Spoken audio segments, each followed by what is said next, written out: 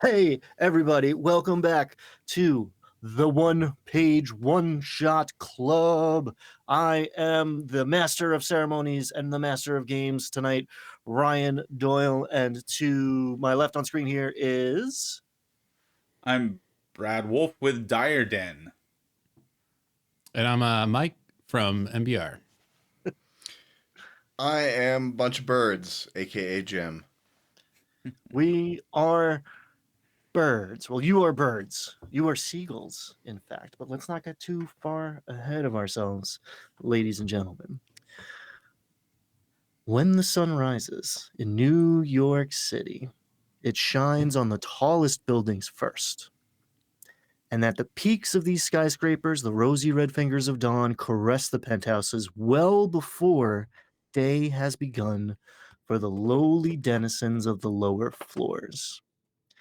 In fact, these high rises cast long shadows blocking whole neighborhoods from the full light of day. And so, vitamin D deficient New Yorkers pack into crowded subway cars beside wide-eyed tourists unprepared for a ride through the underbelly and bowels of the city that never sleeps, to all step blinking into the light of the sunniest place in New York City, Coney Island.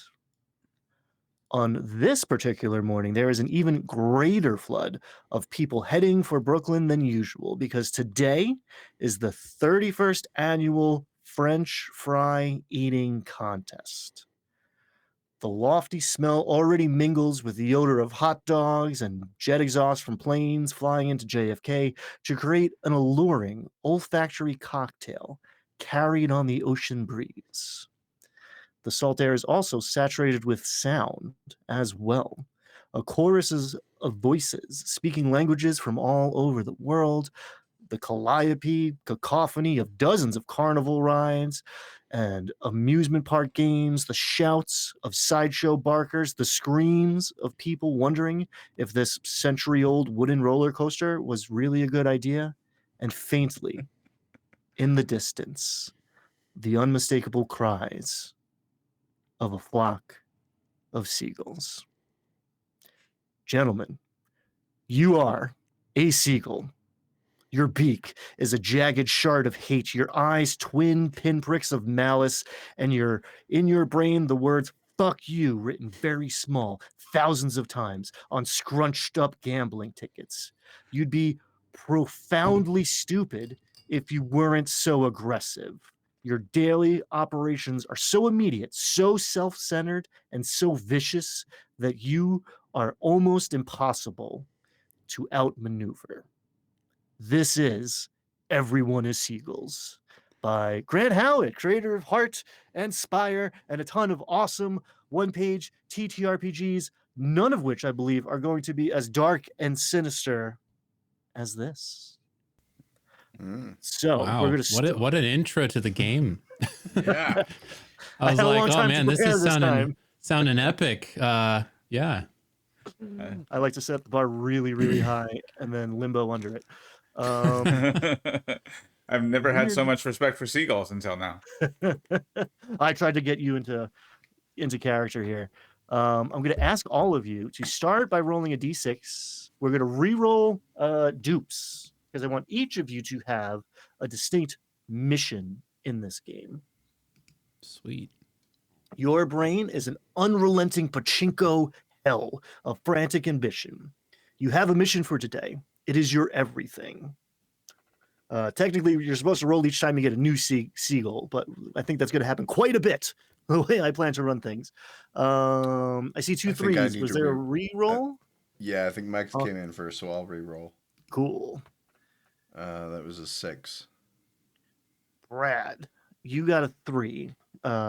Your mission is to burn down the lifeguard tower. Mike, you are looking to steal the uncooked fish from the chip shop. I will say Grant Howitt is a British fellow, and that is where they make French fries. Jim is a 6. All right. Mm-hmm. Wreck the yacht-based marriage ceremony. She is too good for him. I'm going to break it up. Yes. Vamp. Run with that however you will. Now, I'm not going to put it on the screen, but there are 30 seagulls. And you can roll a d10 right now if you so choose, or just start from the top. But after that, you just go in order. You take the lowest numbered available seagull every time. All right. So Mr. 5 is going to be the distracting seagull. 8 is the tall seagull, and that's a 7 for our flappy seagull. That is the So- core of your Okay. being, other So than your I seagull. am the tall seagull who wants to burn down the lifeguard tower. Embrace your fate. Turn to the dark side. And I am the distracting seagull that wants to steal a fish from a very British food shop. And I am a flappy seagull who is going to break up that wedding. So the game mechanic, the core game loop here is based on yelling, and we're going to modify that just slightly to make this bearable to listen to out there on the internet. Yeah, I'm a little bit under the weather, so I'm going to be stage yelling for sure. To direct the flock to action, yell, all caps, anything. Make a noise like a seagull if it helps. If at least 2 other players join in with yelling, you command the flock to take immediate decisive action. So with the 3 of us here, we're talking about full unanimous consent. Describe what it is. If less than 2 players join in with the yelling, meaning if only 2 people yell and one person abstains from this yelling, the person who started the yelling and the chump who joined in, if there is one, are cast out of the flock, and your seagull is removed from play. If you try to secure guaranteed support before you yell or do anything tricky like that, you are cast out of the flock for cowardice, and your seagull is removed from play. So no metagaming. You move as a flock. The flock is one. There are 30 of you at all times, and you're just trying to direct the flock in a direction.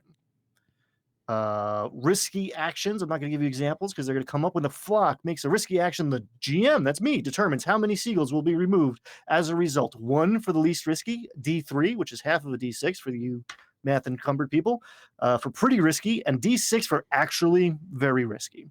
The more risky an action is, the more impressive and useful it is when it pays off. Then each player should roll a d6 and add 1 to the result if the action is made easier by their traits. You thought that was just flavor, man. In order from lowest to highest, remove those gulls from the flock until the required number is reached. On an unmodified 1, not only is your gull removed from the flock, but something goes dramatically wrong during your exit. On an unmodified 6, you remain in the flock and earn an unexpected benefit as well. Concerning success and failure, there is no such divide as long as what you're doing is remotely within the abilities of a large group of furious seagulls. It works. Improvise side effects and strayed outcomes as desired. You might not even need a GM. Oh boy, whoops, I'm out of a job. Non-flock actions. Seagulls outside the flock are liable to be taken out of the running due to their isolated state. Each time they do something risky, they roll a dice on a 4+. 3+ if what they're doing is made easier by their trait. They are okay. Otherwise, they're removed from the flock permanently as above. There's still no roll for success or failure, but the abilities of a single seagull are a lot less potent than those of an entire flock. All right. So you are seagulls. You have your purpose.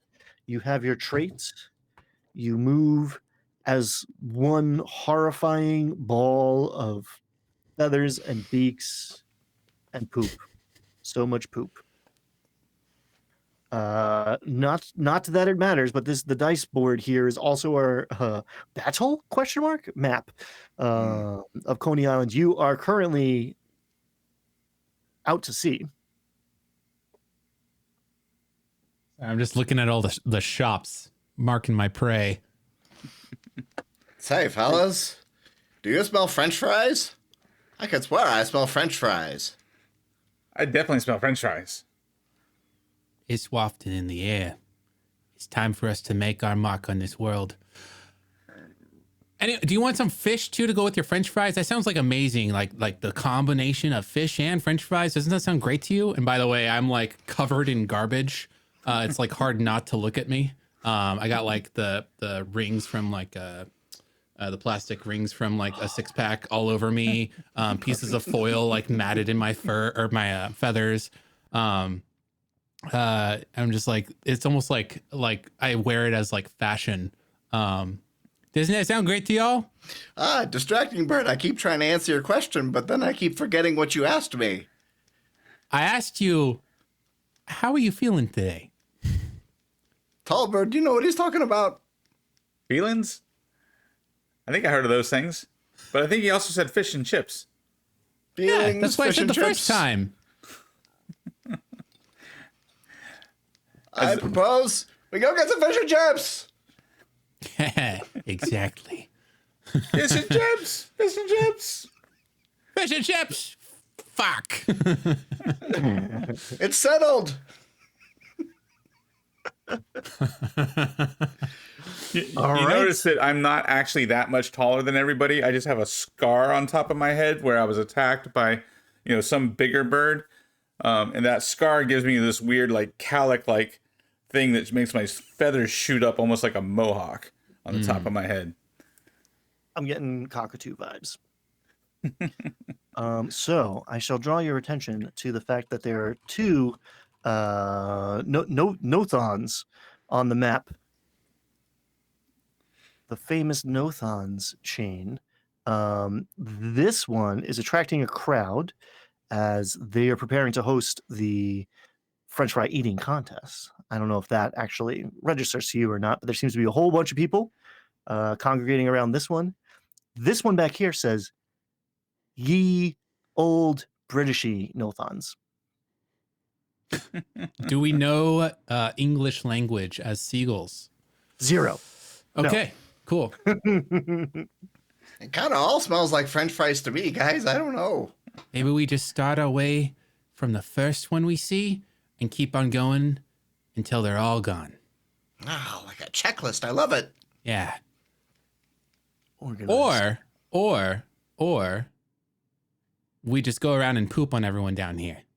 Well, I was saying that it looks like there's a target-rich environment. There's a bunch of those like people-looking things over there. I mean, we got to empty ourselves out before getting the fries, right? So that just makes logical sense. Yeah. I think we do a drive-by, kind of like a bombing run, and then go try to find some fries and fish. Obviously, fish. Fish. If you don't have room for the fries, where are they supposed to go? That's very smart. There's some people over there that are looking a little bit. All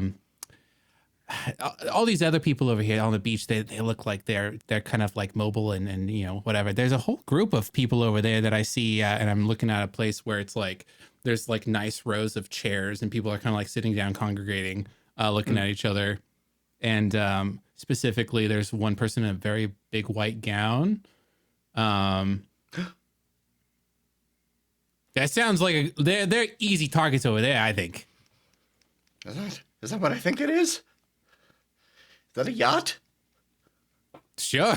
I don't know what a yacht is, but yeah, that sounds awesome. I Is that don't a new either, name but for that's something what that I'm you just looking thought for. of? That's where Charlene and Darren are. I have to get there before they do something terrible. Wait, you seen a long lost love right now? I don't know what that is. I just know that I gotta get there and I gotta fuck up that wedding. It's my reason for being. What did I say? Charlene and Darren. I should write that down. I'm just crossing out the NPCs I spent hours creating here. There is, in fact, between you and the shoreline, there are boats in the water. One of those boats is a little bit bigger and boxier, and has these like garlands of flowers, which are boring because they are not that edible or interesting to you. But it's all decked out in white, and there are in fact little tall, high top tables on that back deck with people mingling. There are people walking around with little shiny platters with tiny little pieces of food on them, and champagne everywhere. Maybe I'm just thinking out loud here. Maybe if we go down to the yacht and eat all the little food, we'll get enough energy to go look for the French fries. Right. And you can ignore this roll. This is for me, for my own decision making. Cool. I look at you and I just say, you know what? No, we gotta get the fish first. The fish is like the main course. Why go on like the small pickings when we can get the main idea? Everyone follow me. No, everyone follow me. I declare Distracting Bird is an interloper and an infidel and should be cast out of the flock. Who are you following, Brad? Gosh. All right. Choices. Tall Bird, we need you. You must decide. All right. I rolled high. I'm going with the wedding. I'm going after Darren. Screw you Get the guys. fuck out of here, Distracting Bird. I'll find a new flock. You'll rue the day. As I'm flapping, all these pieces of garbage are just flying off me. Which means now I am a big. You wait, are- are you? You a are big now on seagull a now. you are now on a solo mission, perhaps, or we're gonna say goodbye to the distracting garbage bird, and you could be the big one. There are Oh. 30 seagulls here, and the object of the yelling is to convince all 30. I know Yeah. it's kind of abstract because there's 3 of us on this board here, but you were trying to convince the entire flock to go with you, and Well, the my distracting intention- garbage bird has failed. Yeah, my intention was to show the mechanic at the beginning, so I'm fine with the garbage bird just going off to the sunset. Well, he's still on the table. He didn't do anything too risky, but he's Gotcha. he's off the map for now. And again, there are 30 now 29 seagulls in this Mhm. flock, and they kind of get progressively more interesting. So yes, Cool. do not be precious Um, with your burbs. Sweet. Yeah. Then he just flies off, going towards the oldie fish shop at the north side, and behind you, I'm already forgetting what birds are who. You're big. Oh. Jim's bird. I am Flappy Bird. Flappy Bird, side-scrolling video game. From behind you, a very large seagull, very fluffy, old mottled feathers, kind of like looms over you. They almost seem like a pelican, if anything. Maybe they are. Just kind of like looks at you, just says, "That was very good of you, showing leadership like that. You Nah, should always direct the crew where things are easiest for food. That's what we need is easy targets, easy food." And behind you is this, yeah, again, a large seagull that looks like a pelican named the Dawn. oh, you're the Don. I've heard about you. I've seen you around the flock. I've been here for a very long time, and this is my last time of maybe my last run with the crew here. We'll see what happens. Oh, wow. The Don's here for one last job, Tall Bird. Did you hear that? Yeah, I heard lots of good things about the Dawn. Good. What else would you hear about me? There's only good things to hear about me, right? Right. Of Right. course. Only good Good. things. Oh, jeez. Oh, my God. Where's my? Do I re-roll my purpose or whatever, or do I? You can if you want to. You can if you want to, Um, or you can just let it ride on the eat the fish from the French fry shop. And that's a D10, right? That's it's actually a 6. Oh, 6. A 2 on purpose. You want to ruin that kid's beachside birthday party. Yeah. Let me tell you something. If I do this favor for you on the day of this person's wedding, will you, in turn, do a favor, one last favor for the Don? Favor swap. There's this stupid little prick of a kid I need some help with. I need my crew one last time to get revenge on my mortal enemy. I've come back Yeah. here every year to the fair, and this same kid, ever since he was a baby, has been taking away my corn dogs. Whenever I fly down, I need that corn dog back, specifically from that stupid ass kid. Oh, this is terrible. I, I survey the beach. How close is the kid to the lifeguard stand? Fairly close. There is like from a bird's eye view, there is the swimming section, which is where the lifeguard stand is in the center of, set back a little bit. Um, Further to the west is the what apparently is a children's party. There are blankets and big old umbrellas and these like Spider-Man napkins flying in every direction and screaming, some of which is joyful, some of which is just primal rage of sugar-fueled 5-year-olds who've lost their Spider-Man napkins. But I will say, I believe 29 Seagulls are currently circling a wedding yacht Well, because Flappy Bird did win the the confrontation there to direct, and it makes sense. You're coming in from the ocean. You are over the boat now between you and the beach, the lifeguard stand and the child's birthday party. That prick of a 5-year-old is the wedding yacht. Can Flappy Bird see Charlene and Darren down below on the yacht? Are they together? You Do they see, look happy? there's a bunch of dudes in suits. You do not see a woman in a white dress. But as this conversation has been going on in the sky, mind you, the people around all the tables and the people distributing little pieces of food seem to have all like congregated on the other side of the boat, and now they're sitting in this weird linear pattern. They're all just like in rows of chairs, and there is a gentleman in a suit in the front, and then there's a guy standing beside him in like a different kind of suit that's got like a lot of like shiny buttons, and he actually has a bird on his shoulder. And it's like almost the opposite of a seagull. It's a little smaller and more demure and colorful.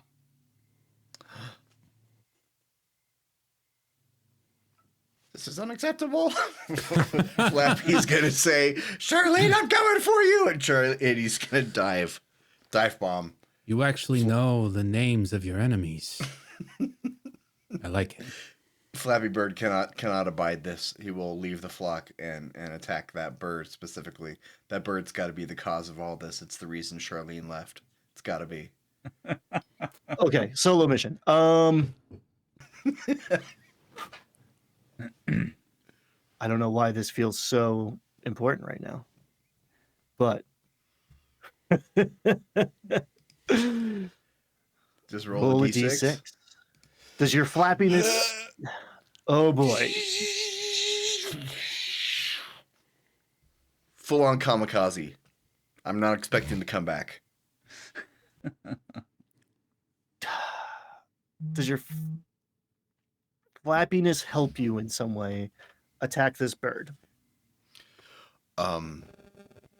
Yeah, because my intent is to tuck my wings, dive bomb, and then I'm going to go just next to and below, and then I flap up, which is where I get all my power on the flap up. But I hit the button just at the bottom, just below, boing, and uppercut that fucking bird. That bird gets knocked off the shoulder of the gentleman with the shiny buttons, and you can see now that you're like closer, he's got this bizarre hat thing on his head, and the bird goes, "Fuck you!" and falls trying to flap, but his wings are clipped, and he hits the deck, literally, and the captain takes a knee and goes, "No, Petey! Ah!" Petey. And I'm going to look around for Charlene and start saying, Charlene, baby, it's going to be okay. Of course, it's just like, quack, quack, quack. Wait to me. I'm like, Charlene, baby. And now that you are eye level with the central cabin of the boat, you can see a beautiful woman, huge blonde ringlets coming down over a beautiful white gown. standing in the wings, waiting to walk down the aisle towards. Yes, indeed, this is Daryl beside the captain. Daryl, was that his name? Darren. Darren. Darren. Hey, I'm hey gonna Don. look up at Hey, the Don, did you flock see and that? scream, Oh, "Help!" I see everything. But just in case I didn't see, why don't you tell the rest of the flock what you saw? Flappy just attacked that disabled bird. What? That guy's ruthless. That's okay. I come from an old time. That's acceptable to do. Should we help him? Now, chain of command wise, I've had my time. You're now the one in charge. Now that Flappy Bird's gone from the flock, do we help him out, or do we just keep on keeping on? No, I like the idea of this going after this kid because like I see a birthday cake. Is that what I see? I think there's a birthday cake, and They're I all think that birthday cakes out here. and I think that means there might be a lighter nearby, and I kind of need one of those. Wow. All right, I'm I like calling your it. style. I'm calling it. Flappy Bird No.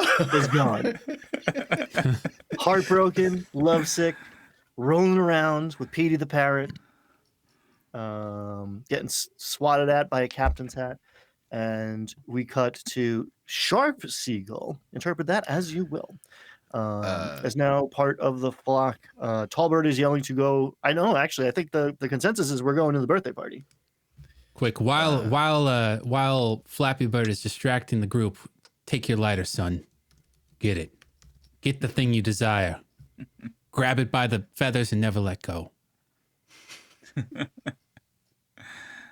Yeah, so we're headed towards the birthday party, right? Because Dawn wants to get the kid, and I want that lighter. So the rest of the flock can go after the kid, but I'm headed straight for the lighter because I got to burn down that guard station. Cool. Yeah, sure enough, under the biggest of the umbrellas, because I don't think you would know the difference between an umbrella and one of those like pop up like pavilion things. There is a table, and on that table is a cake, and on that cake, written in some cryptic script that you don't quite have the ability to decipher, it says, "Little tragedy is turning 5." Tragedy. As you guys are at the edge of the flock looking down, a bird comes up from behind you. A bird who's got a scar over one eye and a little red bandana, and then a black leather jacket. And he pulls out 2 switchblades. Whoosh, whoosh.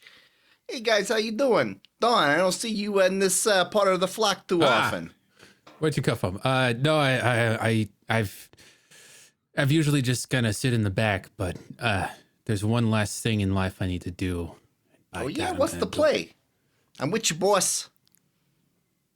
My mortal enemy, the one that I've seen every single season I come down to Coney Island, Corn Dog Calvin. I've known him since he was 4. He's turning 7 today. I don't want him to turn 8.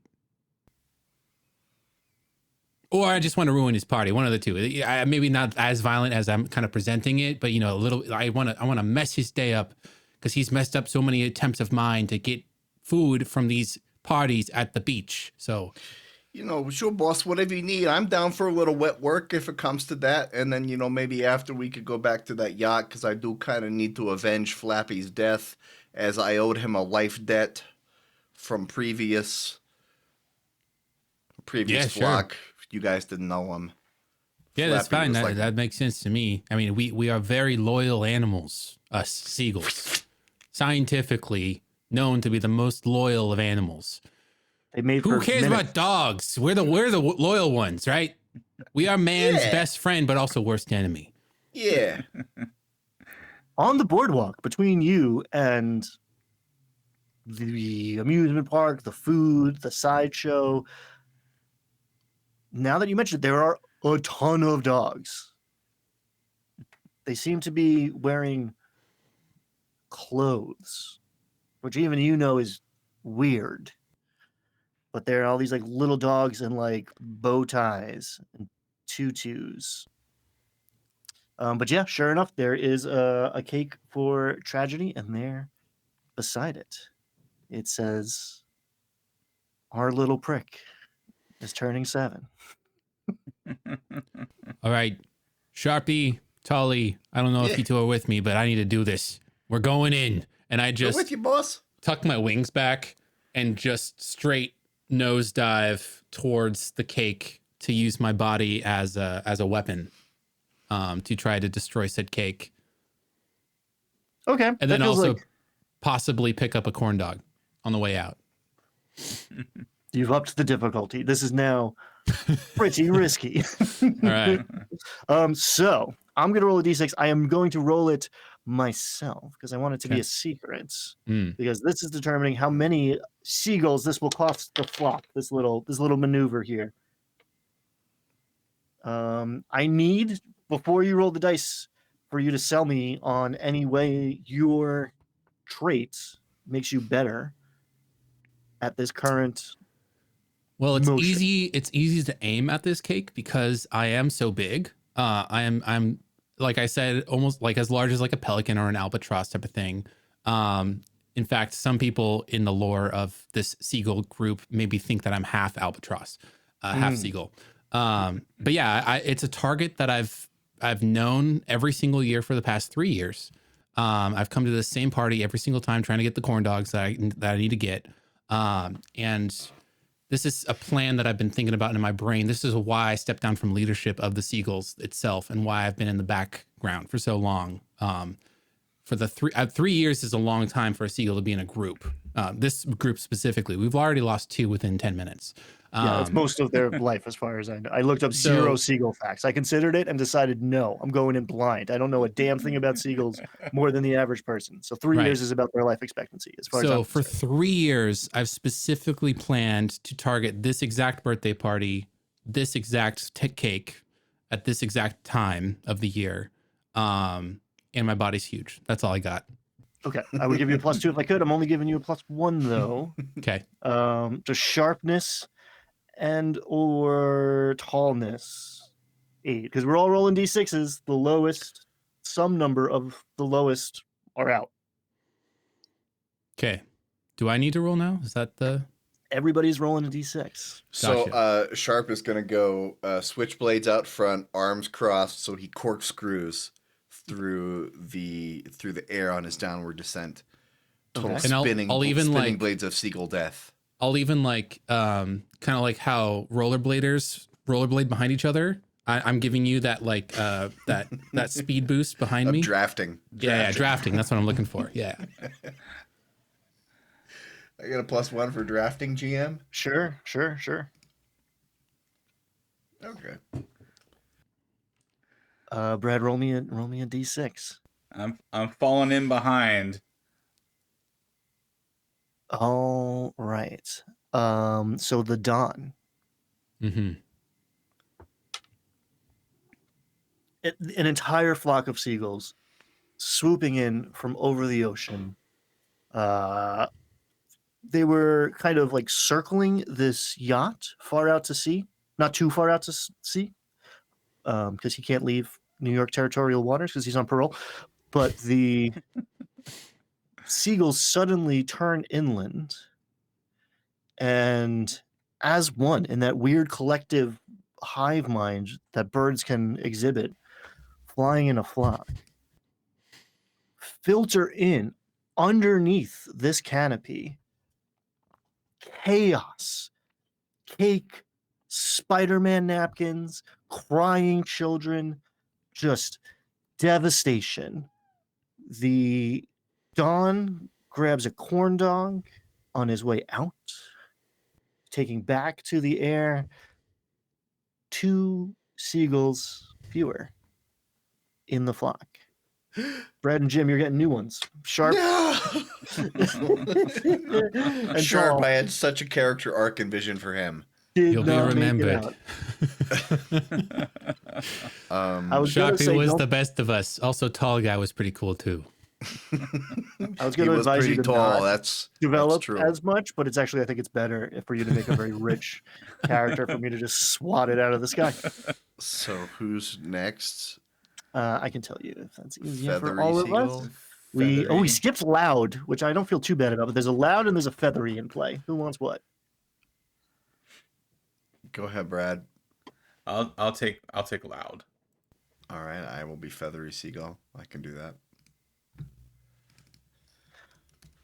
Little tragedy, sand flowing through her tiny, rage-filled 5-year-old fists, unable to name or process or contain all of the emotion flowing through her as a flock of seagulls have devastated her co-birthday party with that little prick. Nice. And as I'm like, I scoop also the corn dog, and I kind of like throw it up to chomp on some more. I would say that a little bit of my underbeak, my gullet kind of expands a little bit. Like I stop my bird mewing as it would be, and it my like my pelican under gullet kind of shows for a second. I'm like, oh shit, and then I hide it again. Yeah, I go back into the sky. Do I pick a new guy, or am I still the Don? I'm good to go. I mean, you survived, but if you want Cool. to retire the dawn and fly off into the sunset, even though it's a couple hours that's after totally, dawn, no, that's good. I'll keep being the Don until he perishes. cool. I will say we got the Gabby Seagull on deck. Okay. All It right. says Grabby, actually. Mm. Grabby. Oh, Grabby. That's much better. That one. And as I fly into the distance, I look back at Little Tragedy, and if a bird could flip the bird, they would as they fly away. Well, so at the back of the flock, kind of the last one to dive in out of this, attack pattern, I landed in the punch bowl and then rolled across a bunch of icing. So now my tail feathers are dyed red, and I have green and blue icing all over the rest of me. So I am very loud in color. Still fresh in my mind is my best friend's goal to burn down the guard tower. So I drop out of the flock after I bounce around from punch bowl to icing cake to try to grab that lighter. And flying through the flock, noticing this very loud bird, which is incredibly attractive, is a very, very feathery, very foofy bird who looks like they are in a Las Vegas burlesque show, who comes flying up. This party looks dreadful. What are we doing? Hey, Feathery, distract those guys. Oh, loud bird. You're looking very, everything. Yeah, it's kind of a new look I just acquired. But I need that. Pointing at the lighter on the table as I flap around underneath the pavilion. I just imagine this chaos, and then just two birds looking at you like, oh, hey, you're looking great. But it's in reality, it's a flock of seagulls, and you're just like screaming at each other. And one looks punk rock, and one looks like they just came out of the dryer. I say that you do that. I mean, you have wreaked chaos on this children's birthday party. The parents are in emergency damage control mode. There are a couple dads who are swinging around tablecloths and the lid of one of those styrofoam coolers, trying to whack at seagulls. But this is I'll say this is a little risky. Operation Get a Lighter here. So the lowest roll we shall whack with a cooler lid. Roll off. That's a respectable 3 from our punk rock bird. The sharp one. No, I'm sorry. The loud I got to one. roll too? Everyone's rolling. Everyone's rolling every time. Okay. It's I don't know how Feathery can every help action me, is a flock so- action. Gotcha. I'm gonna let this ride. Oh. Oh, sixes. Nothing is more punk Woohoo. rock than grabbing a lighter off of the folding table at a children's birthday party in pretty much right where you acquired your coloration. You grab it, you take to the sky, and in a poof of multicolored feathers, this one dad goes, "Not today, bird!" Boom! And our loud seagull is no more, but rocketing through the air, spinning in slow motion, is it's not even a Bic lighter, it's one of those barbecue boys. One of those long barbecue lighters. Brad, you are now the Grabby Seagull. Grabby Seagull. That's the Well, that's problematic perfect because one. Grabby Seagull's going to grab that lighter. I say that you do that. Grabby Seagull now has a lighter. And I imagine Grabby Seagull has like some sort of mutation from like being too close to the, nearby chemical waste that's, dumping into the Hudson River or something like that. Yeah, And you spend a lot of time around like Red Hook, and your talons are a little too dexterous. They're like borderline fingers. It's creepy. It's wrong. yeah, on my right talon has like an extra claw, like so, if I was a human, I'd have 6 fingers, kind of a thing. Mm. So seeing grabby seagull appear, feathery seagull will fly over and say, "Oh, hey there, Grabby. Did I hear you say something about how you wanted to burn down the lifeguard tower? Wasn't that you?" Yeah, that's the plan. Yeah, let's do it. So I was wondering, I saw you grab that lighter out of there. Very impressive. So Oh, I thanks, was wondering, there's a yacht that's sort of going around over there. And it's very important to me that I fuck up that yacht because they murdered Flappy, who was a dear friend of mine. Flappy, very popular bird. Everyone knew him. Everyone loved him. Anyway, I want to destroy that yacht, so I was wondering, maybe we could wait for the yacht to pass near the lifeguard tower, then you can burn it down. And also, I have an in with the Don, the Don. He might be able to cause some sort of distraction in order to make sure that they aren't able to get the yacht out of the way, or I don't know. We could leave that up to him. But what do you say we go talk with the Don? Oh, this sounds like a plan. I got the lighter. Now I just needed something to burn. I feel like it's my duty as the game master to say this is a little elaborate plan for seagulls, and I'm going to require a vote by yelling. Where are you going, Burbs? 2 birds with 1 stone. That's what this plan is called. Burn the Wait, so tower. Burn Okay. the tower. So you're gonna light so the object is to light the tower on fire and therefore burn down the yacht. Yes. Okay. Mike, are you down to? The is your We're bird- Don talk is to the just Don looking about it. like kind of 1,000-yard stare in the distance, just like I finally did it. I did my life's work. The only thing I needed to do. What's next? We've lost so many soldiers in this endeavor. He done. Already so many gone. Huh? What's up? He done. Yeah. Grab that What's up? tablecloth. Grab that tablecloth. You don't tell me what to do. I'm gonna grab it because I want to. Oh, okay. Yeah, whatever you say, Don. Yeah, he's so cool. Yeah. Did you grab the tablecloth? He's like he grabs it, yeah, and then what? Wait, what's the plan? What's the next? Are we getting revenge for our fallen comrades? What's happening? To the I need tower. something to do. The I tower, need- everybody, to the tower. Let's go. We're going to the tower. We need to destroy the lifeguard tower and also have it fall on the yacht. You see the one that's slowly drifting around out there?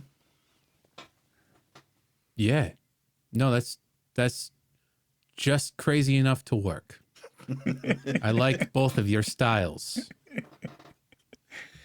All right. Armed with that crappy party store papery Spider-Man tablecloth and a barbecue lighter, and a progressively shrinking flock of seagulls you take to the lifeguard tower. Real quick, It, before leaving this party, can everyone just take a quick shit? Just as we're like, yeah, thank you guys. I'm going to house rule it that you are just constantly shitting. Cool. My body is just getting smaller. It's withering away. Well, you guys just ate a ton of cake, and the Don had a corn dog, and we didn't really address the fact that it probably had a stick in it, and he swallowed the whole thing. So yeah, I imagine there's plenty of poop happening. On the way to the lifeguard tower, there is a bronze teenager in red shorts. He's got a whistle around his neck, zinc oxide on his nose, as this flock of screaming, angry, cake-covered seagulls flies towards them. He stands and cinematically tosses his hair, somehow in a very slow motion style, and looks to you, coming to him as if out of an Alfred Hitchcock movie.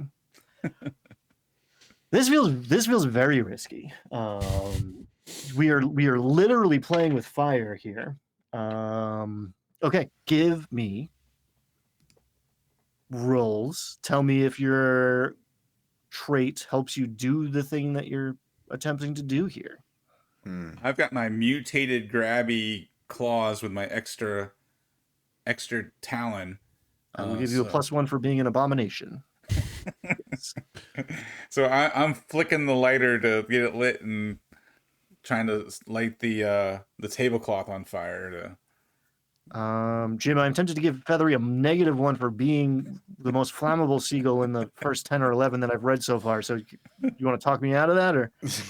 All I can say is that Feathery Seagull will have her revenge. Nothing will stop her.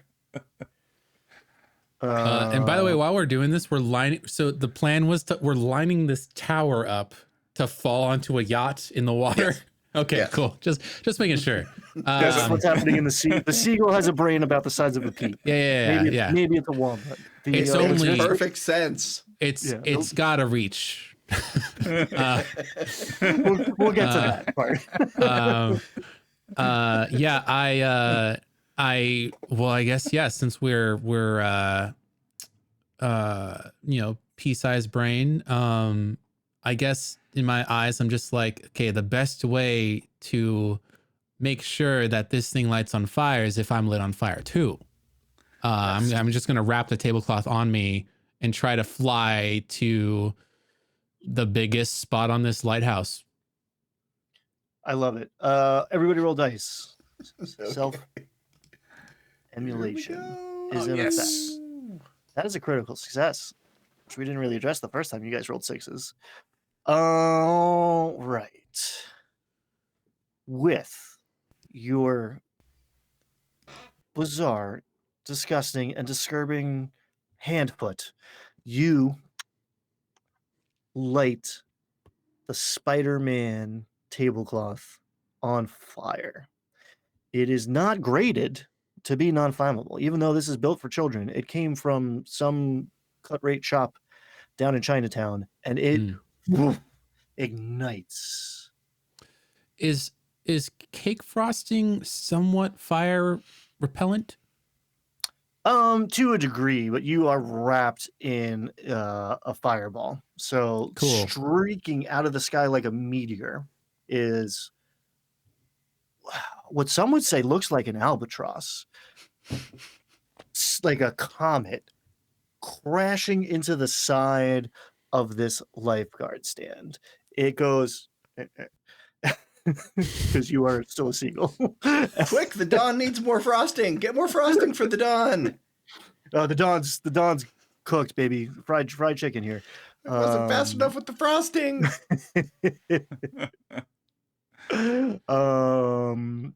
Feathery, I hate to break it to you, but you are also No. on fire.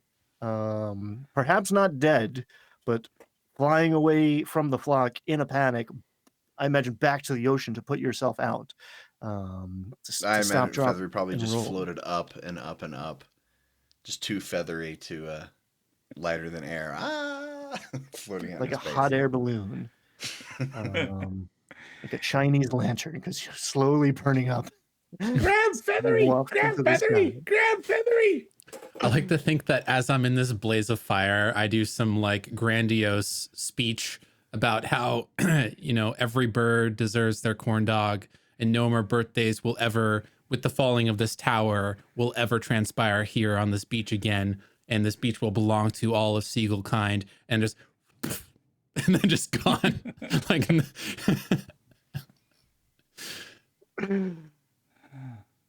And Chad, the 17-year-old lifeguard, hears your speech, which to him is just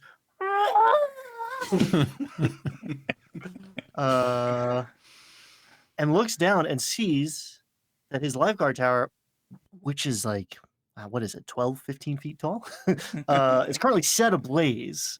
And he dives off into this pile of sand that is there to cushion the fall of the lifeguard when they're, springing into action or fleeing a seagull crafted inferno.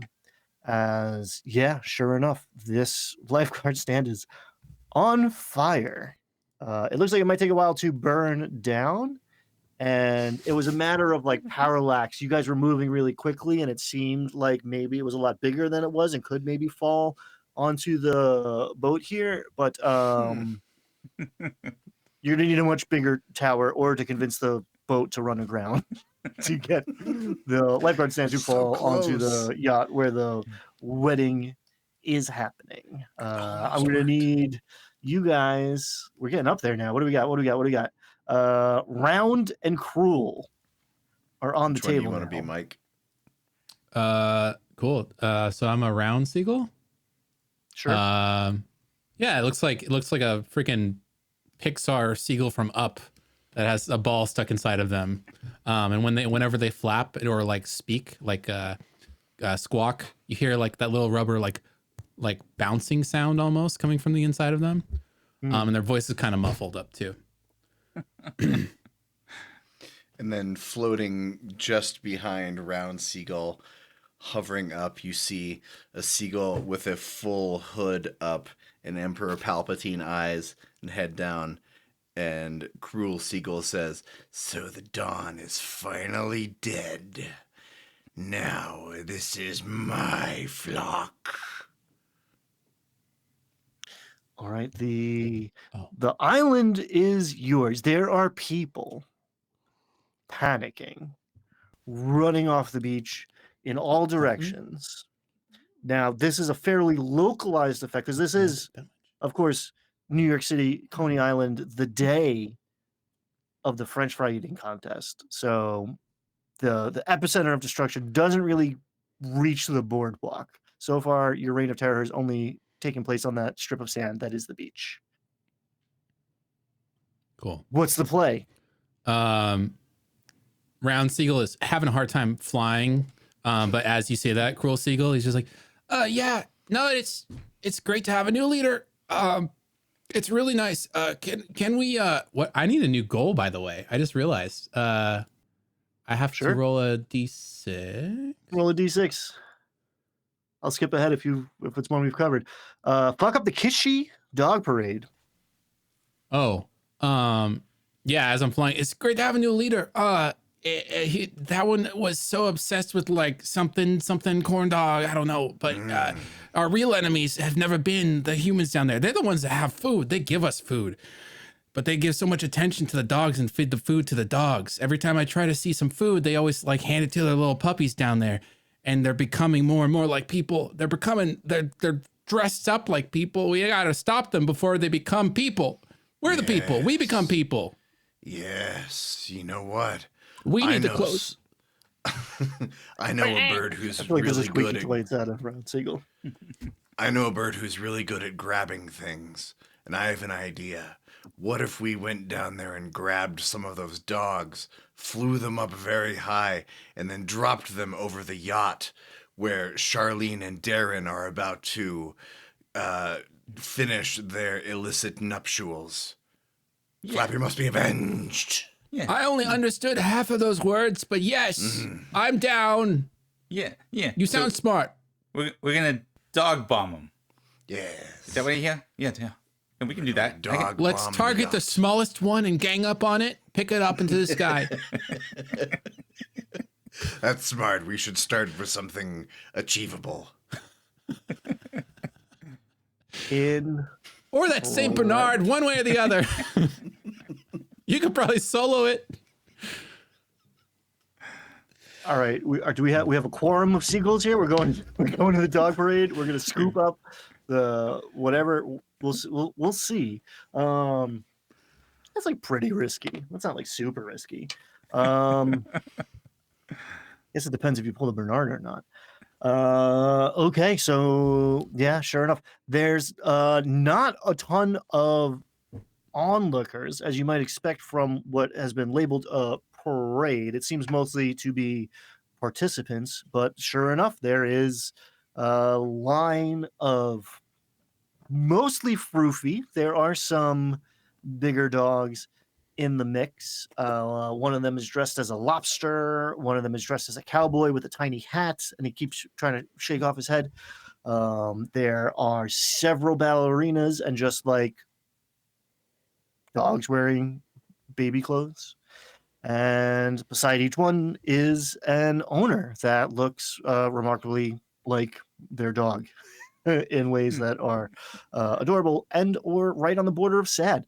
So everybody roll me a d6 as the flock of maybe 20 seagulls now swoops down,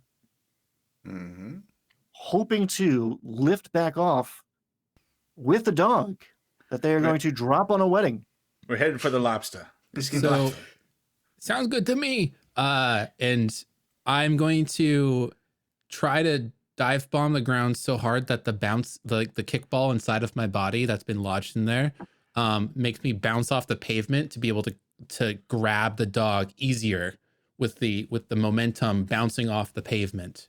There you go. That's science, right? That's science. That's science. If it was on the sand, I wouldn't allow it. But now we're on the boardwalk. +1. Okay. GM, can I get a +1 because I'm Cruel Seagull? I am going to target the happiest looking dog because it would be extra cruel to kill the happiest looking one.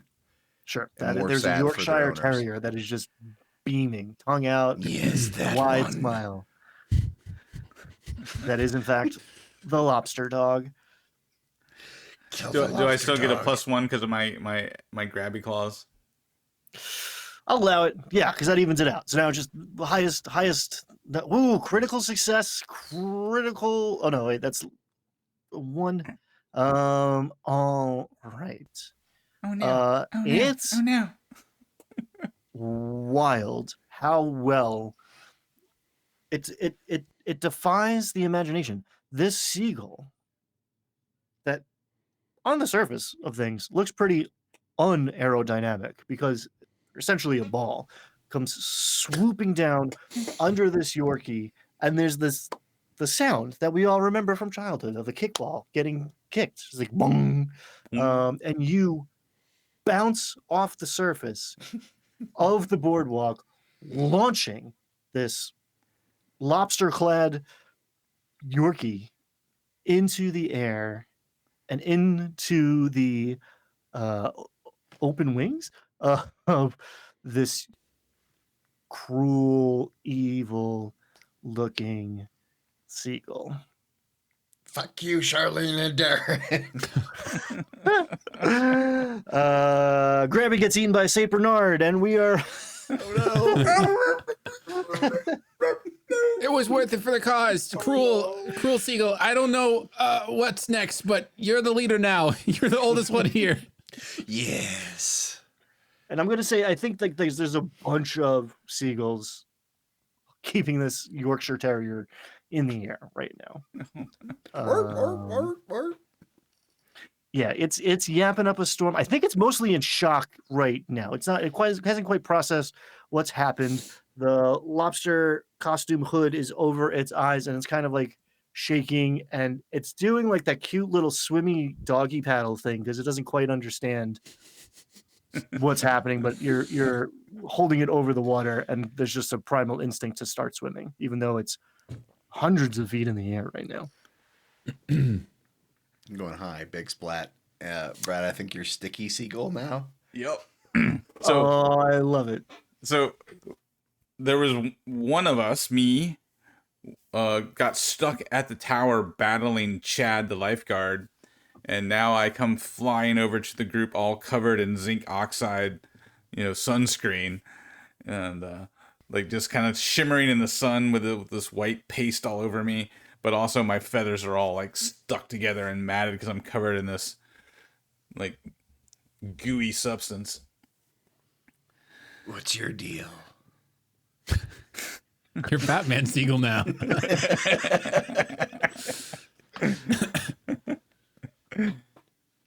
You guys have met. You are part of the same flock.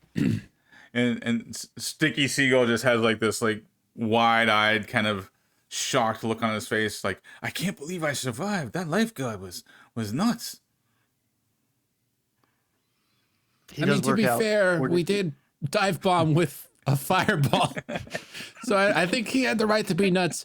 Anyways, I need some help, and I like latch one of my wings onto whatever sticky substance you have. I like to think that round seagull actually like most of the time it's just perpetually bouncing and instead of flying, so needs assistance from the other seagulls to stay afloat as we're making our way back to the yacht. Yeah, so I imagine Round Seagull just kind of stuck on my back, and I'm like flapping extra hard.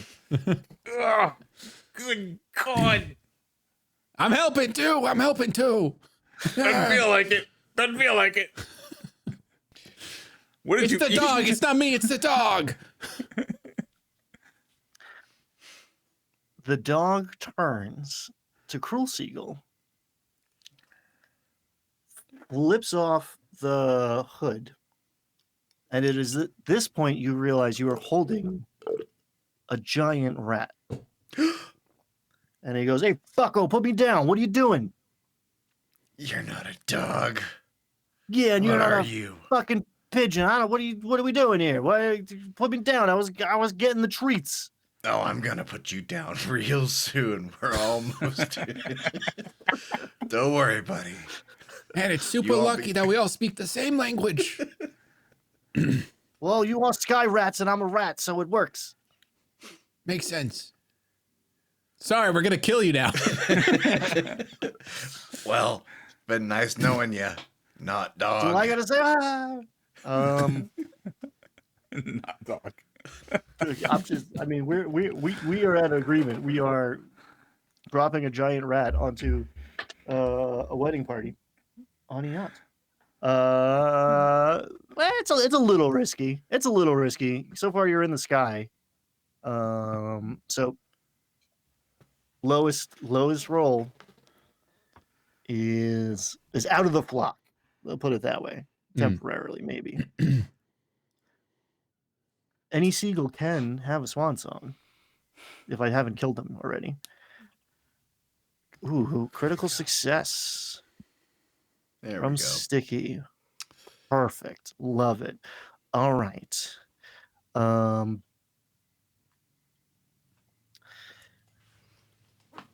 Sticky, under the weight of Round Boy here, you actually lose a little bit of lift and knock into Cruel right as he's lining up his bombardier sight, and the rat reaches up with his little dexterous claw and grabs the Cruel Seagull by the throat, and the two of them go corkscrewing down into this pyramidal tower of champagne glasses, which honestly was never really a good idea on a boat anyway. It's a pretty calm day. But glass, bubbles. The Sticky Seagull is not the only one sticking now, as half of the bridal party is covered in shards of glass and champagne.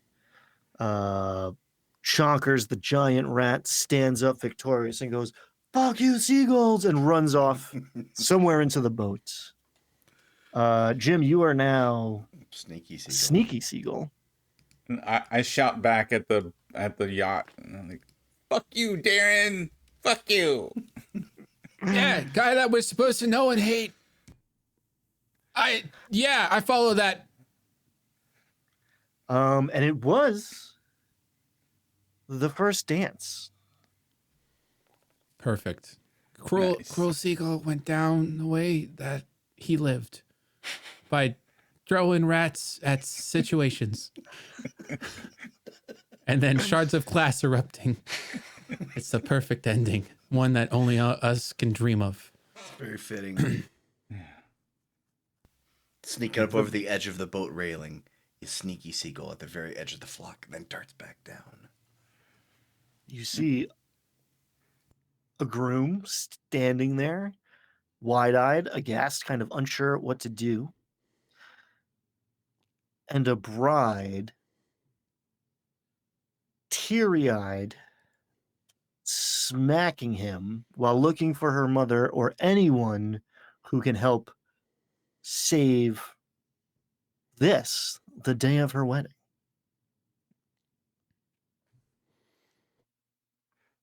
So I think Sneaky Seagull's main priority is going to be finding the RFID chip card that Charlene has in her purse, because that has the access codes to her Swiss bank accounts. That's Sneaky's main priority, while everything else is going on. This is a heist, and I like it. And- Roll. Okay. I was just gonna say I'm losing momentum and I'm starting to like just dive bomb onto this crowd as well, trying to follow the. I'm thinking like, man, Cruel had such a good ending. Maybe I can have one too, and I just start bouncing, trying to break more shit. Chaos ensues. There are canapes in play. There's some antipasto. There's some hors d'oeuvres being passed. Jim, I'm gonna ask you to straight up solo mission Sneaky Seagull style. Okay. Roll a d6. I'm gonna give you a +1 on this. This is to ascertain the location of the RFID card. All right. That's a 1. So Cool. it worked, right? Everything's good? You don't know how you know this, but you know it must be in the bridal suite. Yeah, it's gotta be. Where else? Where else would the bride's bag be? So you humming to yourself, but as a seal, back to walls, sneaking, running, and you enter into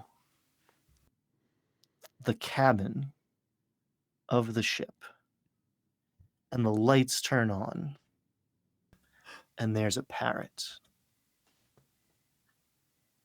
And the parrot says, "I've had about enough of you fucking birds coming around here." And he stabs you. You can see me? He takes off the mask and it's sharp Seagull the whole time. You introduce knives. Birds can use knives now. Yep. I'm just yes and. That's terrifying. That is yeah, absolutely terrifying. The bad news is I Knives. stabbed you. The good news is you are now muscular. Muscular seagull. Was Round Seagull committing delicious seppuku here, or what's I was the goal? I was I'll trying to help you look up. assist Sneaky Seagull, but I mean Chaos is up and yeah. He was too sneaky for you. Mm-hmm. I He assume rolled a that's 1. why you gave him the +1, because he Bouncy Seagull was being distracted, just being a distraction. Yeah, one's a 1. Them's the breaks. So there's still technically a wedding going on. It sucks. They regret having it on a boat. They wish they had done more of a background check on Captain Chris here. But Did- yeah, I mean, Did the rat dog leave behind the lobster outfit on the deck? Yes. That's Brown Seagull's new objective is to become something that he envied so much. He was envious of the dogs, but now that that's over with, he decides that maybe he can become one. That's how it works. You just take their outfit, you can become one. And therefore, he will be fed the food that he sees humans feeding dogs all the time. So I try to go and become the lobster and pretend that I'm a dog and try to find the nearest person and get some food. That worked for Chonkers. Roll a d6. There's no world where you convince me being around is going to help you get Yeah. into this lobster costume. So Just straight making up. sure. If it's a 6, do I become a dog? Yes. Okay, cool. Just making So sure. Transmogrification. Oh, Oh, Muscular Seagull comes out from the flock to assist, and he's like, "You have to get in there. You have to push. You're so round. It's costume. I don't know if it's going to fit. help me squeeze inside. I'm trying." let me attempt. Woof, woof. Still just like a bridesmaid who was preoccupied in getting little crystalline shards of champagne flutes out of her hair turns and goes, "Wow, look at the puppy," and takes out her phone and is taking selfies with this round lobster costumed seagull who she thinks is a pug. I think the phone is food, so I try to eat the phone. Uh, I think it worked. I became a dog. Phone is food. phone is food. Give me one more. Give me one more dice roll because this could go. Let me this be a could go dog. bad.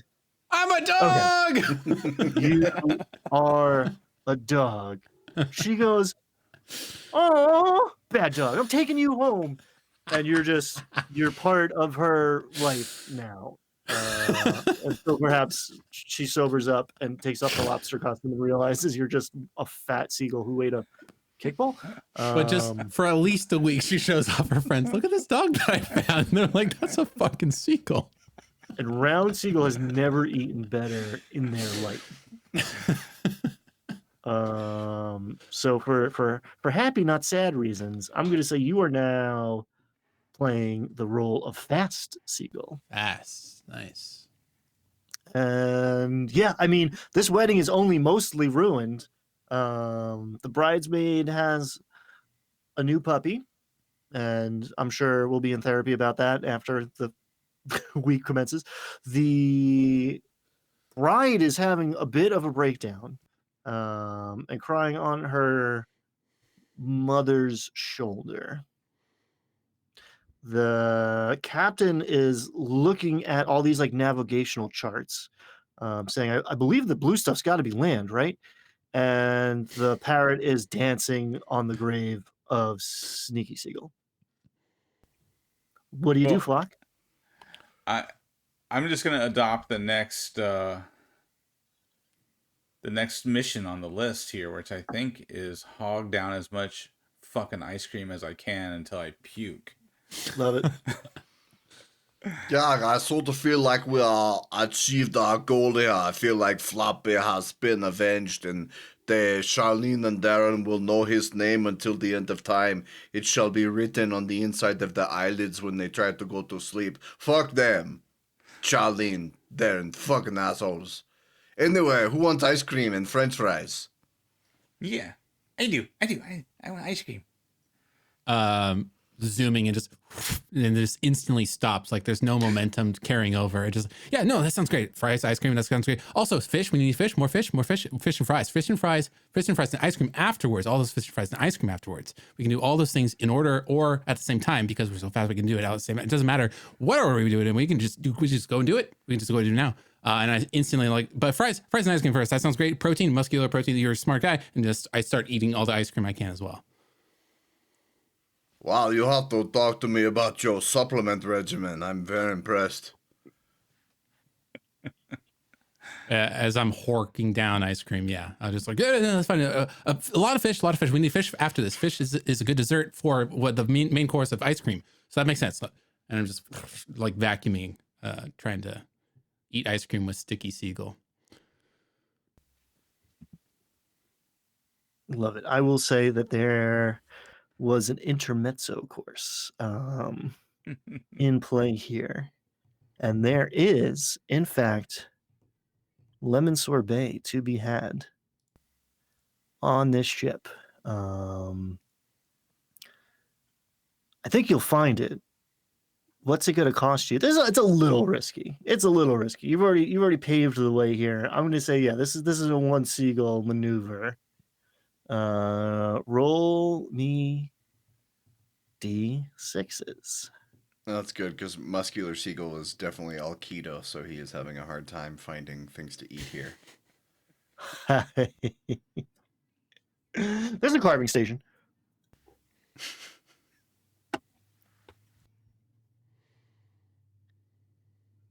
Was it just Brad that I- rolls, or No, everybody rolls all the time. oh, gotcha. Oh. Okay, You are the flock. All these processed sugars, there are so many, everything is packed with sugar. Nice. All right. The sticky you are not seagull. knocked out of ketosis. Yeah, you max your gains and you find the carving station. I mean, yeah, the sticky seagull eats Ate until they so much- puke. Yeah. And then I guess I don't stop puking. So now you're going from both Well- ends since we're always shitting too. Is that the rule of You're- the? That's the house rule. Yeah. Both ends, and you puke and rally. You just keep like your life goal is to eat as much ice cream as possible, and you are doing it. You are living the dream, but at a certain point, you get into that rice. They were going to throw this rice as the bride and groom walked down the gangplank into their new lives together. And there's been a lot of political action lately to throw birdseed instead of rice, because when a bird consumes particularly a shit ton of dried rice, it can combine, particularly with lemon sorbet, in their belly to expand very rapidly, which is not great unless you're trying to build a seagull bomb. And thus, our sticky seagull meets their end. But this wedding is shot. Just seagulls all over the buffet. The captain is swimming to freedom. He has decided he is not going to go down with the ship. The bird is perched on the back of his neck, kind of cruising along as he breaststrokes back to the beach. And this wedding's ruined. Success. Yeah. Yes. Bonus, you ate a lot of ice cream too. Hey, muscular. I know we have a term, we have a descriptive term, and that's also our name. You're muscular, right? That's your name, muscular. Anyways, Yeah. we'll just glaze past that real fast. I think that you look very strong. You look like one of those chickens that have hormones injected into their breasts. You're huge. I want to be big as well. I need to get protein gains. I don't have access to hormone therapy like you do. I need to go uncooked fish. That's the most keto thing we can do right now. There's a chip shop I know of. We need to go get fish there. They have fries and stuff like that. You can skip past that. We don't need carbs right now. We just need protein. Fish. Yeah, I totally agree with that. The only thing I wonder is that we don't have anything pointy to get in, to pick lock to get inside for uncooked fish. How we get in? At which point I'm saying the fish is over there. Let's go over there. There's fish over there. And Oh my notice- God! gentlemen, Look at his introduce wing. It's so pointy pointy. It's exactly what we need. Wait a second, say that again? and you see, like, at some point this poor seagull got impaled by a number 2 pencil. So he's got this yellow pencil that like is stuck in his wing and just points straight out. But he uses it to guide the flock. This way, that way, over there. Yeah, okay, cool. And then I just bolt it. I don't even wait. I use my fast speed to just go to where he's pointing. Are you pointing in the water or are you pointing towards the shore? I don't know. Let's find out. Okay. If I roll high, it's to the shore. Sure. Roll dice about it. When in when you doubt, were impaled, everyone said I just it was dive for bomb into the negative. ocean. Oh no. poof. The Flash attempts to turn back time so we can eat more of the ice cream that got eaten already and puked out. And poof, no splash, just into the waves. Nothing. And you are now playing the role of the intimidating seagull. We didn't even Okay. have to roll dice about that. Cool. Anyway, So I guess Point is not coming back. oh, Brad rolled that one. I killed the fast guy, but No, I that will was kill the that was purposeful. Oh. It's cool. Okay. It's cool. That roll was just to decide to determine which direction I was pointing. And collectively we decided Yeah. to straight down into the sea. Yeah. Yeah. And are we, is the flock flying again or are we still on this boat? I'm gonna say a little from column A, a I little meant to from column point B. that You- way. You were looking at the pencil. I meant to point with my feathers. It's that way. This large kind of oil covered seagull, like very dyed black, bloodshot eyes, kind of like walks up in front of you, saunters as you're pointing, and just says, "Hey, watch where you point that thing." Oh, okay. Wow, this guy's kind of intimidating. Oh my god, that's like big. I look at the flock as to say, "It seems like our destiny is that direction. Our last job. I am 3 fish. weeks old, therefore I am the oldest and the eldest leader here. Oh wow. I say, no, I demand that we go now. If you don't follow me, you're going to get left behind and eaten by the ocean, just like Speedy." The fish is over there. Yeah, Fish. okay, that sounds good to me. Whatever you say, big guy. To nothings, or whatever it's called. Yeah, no offense is good. I am intimidated, and I am a human being outside of this thing. I'll also pull a knife from one of the tables and just, There's cutlery everywhere. yeah. Even the two that are agreeing with me to go towards the shore, I just put a knife to their neck and just be like, "You better not betray me."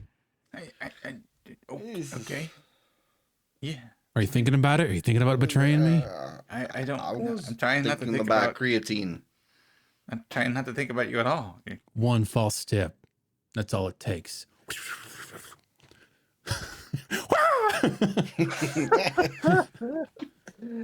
All right.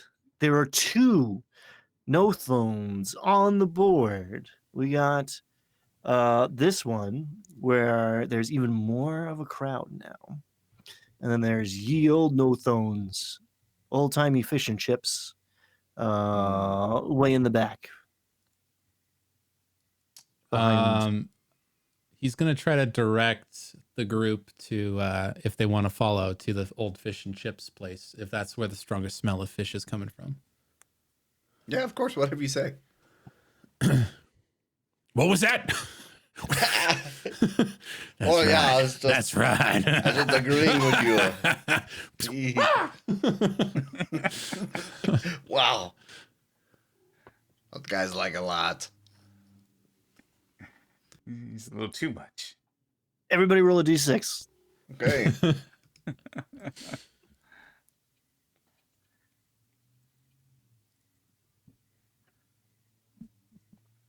Uh-oh. All right. The As I put my knife away. diminished, the diminished flock of seagulls. But I mean, I feel like a seagull can count. It's like a seagull culture is one of these 1-2-many cultures. So like they don't. The difference between 30 seagulls and 17 seagulls to seagulls doesn't matter. Until you're looking for a specific bird, you don't realize that they're not around anymore. Well, and clearly, Um, intimidating Seagull thought that 3 weeks old, he was the oldest of the group. So we're not great at math. Yeah. no. So, yeah, intimidating Seagull covered in oil and knives was quite young. This was actually his first mission, more than a block into In Coney my brain, Island. just don't let them know that you're a newbie. Don't let them know. And it's quite sad in a way, because intimidating Seagull, he was only compensating for his own insecurity.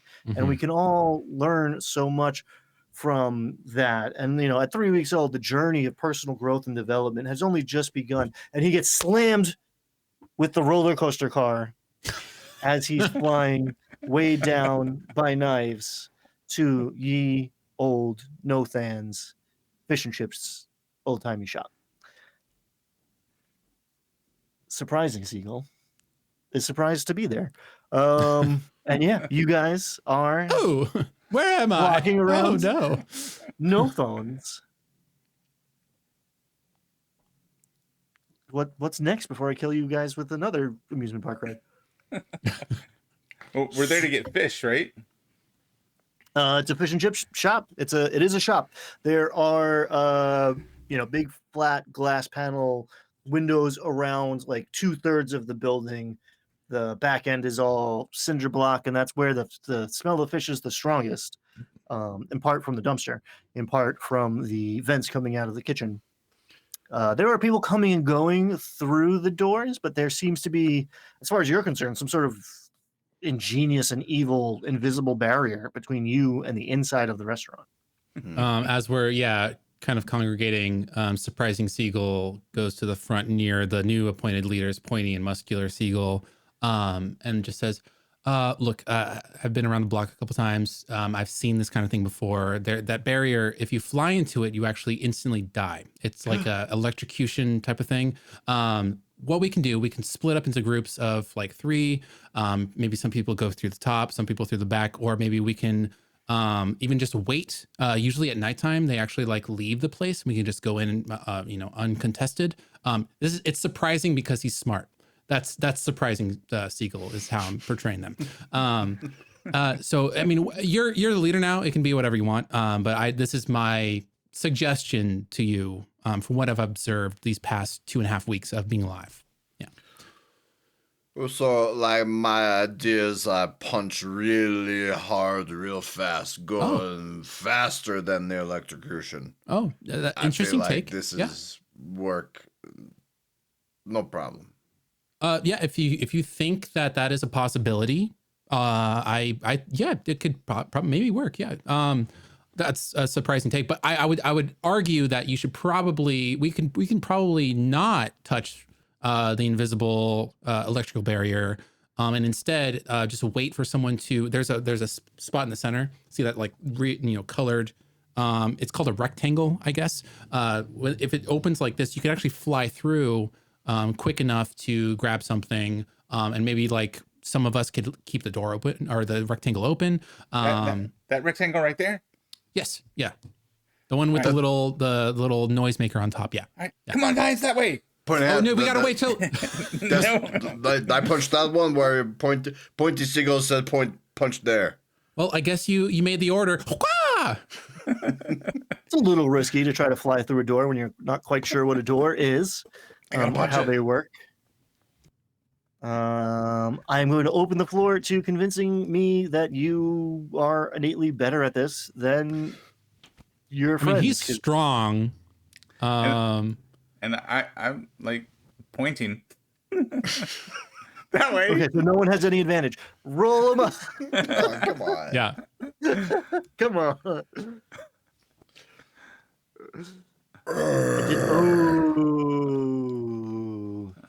right, so muscular this Seagull flock didn't of make it. seagulls comes Oh, that's me. pouring That's through. you. Yeah, you could tell me what happens to Pointy Seagull. I can allow you this. How do you want to do this? Well, I'm leading the charge right at the door, and just as we get to the door opens and a patron is coming out, and I just fly straight into them, stabbing them with my pencil. And then the guy, like, in a panic, just like smacks me straight to the concrete. And I die upon the steps of the store. But the door's now open.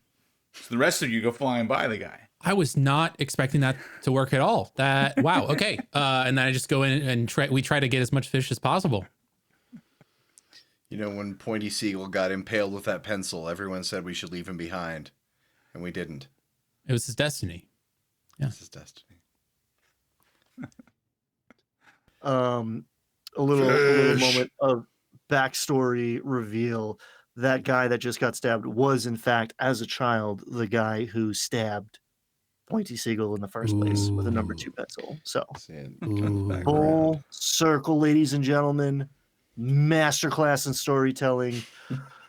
You are Seagulls, and you are now chaotically bouncing around the inside of this fast food restaurant that serves fish and chips.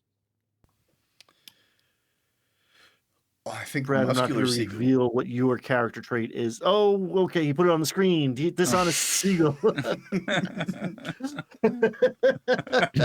Oh, no, it's that guy. Yeah, I mean, you're part of the flock. I think, I think it's known that you are the Dishonest Seagull because that's what your name is. That's what they call you. So, yeah, I guess it is clear to everybody The one what you're bringing to the table. One I was talking about is Summer House in Paris. Hey guys, hey, listen. We're at the wrong Nathan's, right? We're at the wrong one. We're supposed to be at the other one. The fish here is no good. I promise you, the fish here is no good. We got to go down the boardwalk to the other one. Don't eat any of this fish. Nah. I don't know. This seems kind of... Are you sure, Dishonest Seagull? Are you telling the truth, Dishonest Seagull? Always. I always tell the truth.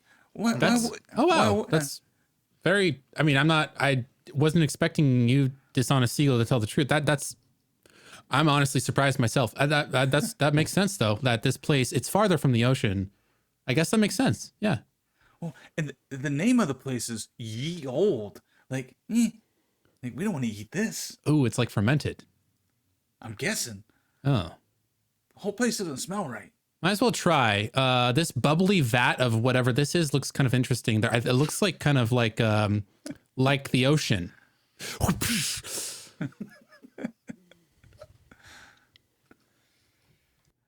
Surprisingly, you find fried fish in Wow, nice. the fryer. Ah, Where surprised. You join it as what in about 12 minutes a patron is going to assume is like a bonus order of chicken wings. And yeah, we'll see what happens in the interim, but maybe the health department's going to get a call. You are the revolting seagull. Yeah. So, Can I just rolling from the deep fryer. Yes, I was going to say yes. Ah! Oh, that was not the ocean. Let's follow Dishonest Seagull. Honestly, was telling us the truth. Let's get the hell out of here and get the real fish. All right. That's the sound of him flying now. Crispy skin peeling off. Yeah, his wings are fully fried, but the rest of him is just sopping wet. That kind of soggy fry. I don't know if I love this think- game or hate this game. I feel funny now. I think Muscular Seagull is going to try to overturn this fryer that killed his friend. It's the same. Oh yeah, sure. Do it. I'm going to flip this sucker over. You do look very different, and I'm not sure if a seagull has object permanence. Although it was who were you? I was I was Surprising Seagull. Yeah, I can't believe he died. That was Yeah. surprising. No, Surprising Seagull is gone. Revolting Seagull has arisen. Even his vocal cords got fried, so he's just like, yeah. So we gotta get out of here and find the real fish. Anybody got a One seagull cigarette? goes in the ocean, one new seagull comes out of the ocean, and I need more fish. The muscular seagull, realizing that there is, in fact, fish in there, and that it is also a danger to the flock as it just killed his friend, starts rocking this deep fryer. There's a guy in the back cutting up potatoes, and he's like, I wouldn't do that if I were you. Boom! It falls, pitching over onto you, squishing the muscular seagull beneath it, oil running all over the floor. But hey, there's some servings of fish now, and a couple things that look like chicken wings lying on the floor, piping hot. And you are, oh god, we're all gonna regret this. Now the sexy seagull. Oh, all right. Okay. Hey, like I said, don't eat the fish. Don't eat the fish. The fish here is bad, but That's a disgusting way to go. I bet those chicken wings are pretty good. You should eat those chicken wings. So in struts a seagull with a tweed jacket and a pipe and says, "Yes, obviously you shouldn't eat that. I am the sexy one. Women love my superior intellect. So obviously we should not jump into the fryer, nor should we turn the fryer over. These are all fool's errands." Revolting's one of his eyes is kind of like bulging and slightly popping out back and forth. And he just says, yeah, we need to go to the other place and get the real stuff. I need something to wet my whistle. And he just grabs from, it's actually underneath one of the like fridges, was a tipped over carton of milk. And he just grabs it and chugs this really chunky, kind of like expired, half yogurt, half milk mixture. That's the good stuff. All right, let's go. It was mayonnaise. Okay, so you take to the sky. It's calorie dense. That's all that matters. That revolting guy is definitely revolting. Who? Oh yeah, I know. I think I know who you're talking about. Yeah, the Don. That guy. Fucking disgusting. Anyone got a smoke? I'll try to grab some cigarettes on the way out from the line cook. Sexy Seagull is not sharing his pipe with Revolting Seagull. You do that. 2 out of the 3 titular seagulls in play right now are smoking. The And we got knives too, right? there's cutlery here. Sure. Yeah, these are plastic, not metal, but yeah, you could arm yourselves. The last guy that had a knife flew into, no, I guess some of you might still have knives. So that, yeah, there's a couple metal ones in play within the flock, and then a bunch of plastic cutlery, wrapped in single-use plastic. Hey, all you guys with the metal knives, you should swap out for these plastic ones. Plastic's way better than metal when it comes to knives. Is that so? Yeah, I know these things. Trust Are me. you telling the truth, dishonest seagull? Always. You can always rely on me. Okay. I'll swap out my knife for a shiny plastic one. Ooh, it's much lighter. I like this. Yeah, that's what I'm saying. Faster.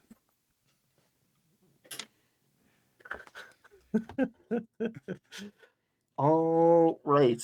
The fry cook is like, Emma smokes as you guys fly out of ye old fish and chip shop, soaring through the air. The majestic birds you are remaining, shitting all over the amusement park on your way back to the boardwalk and the French fry eating contest now in full swing.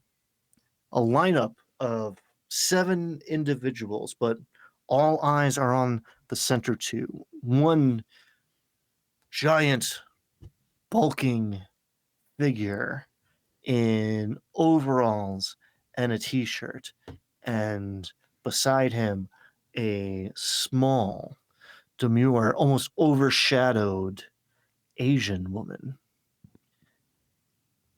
pounding French fries with dizzying speed.